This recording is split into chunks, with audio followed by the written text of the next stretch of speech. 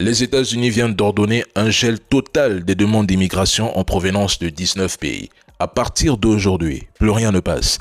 Visa touristique, étudiant, travail, carte de résident permanent, naturalisation, tout est stoppé net. Les ressortissants du Togo, de la République du Congo, de la Somalie, du Tchad, de la Guinée équatoriale, d'Haïti, du Soudan, de la Libye et bien d'autres se retrouvent brutalement bloqués sans délai ni horizon clair. L'administration Trump suspend toutes les procédures pour une durée indéterminée et met en veille l'octroi de l'asile, prolongeant ainsi la logique du travel ban de son premier mandat, déjà dirigé contre plusieurs pays majoritairement musulmans. C'est la concrétisation de sa promesse de campagne.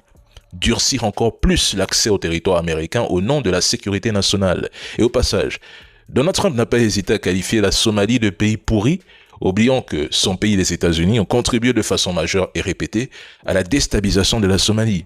Dans les années 80, ils ont massivement armé et soutenu la dictature brutale de Siad contre l'Union soviétique, alimentant la guerre civile qui a suivi sa chute en 91.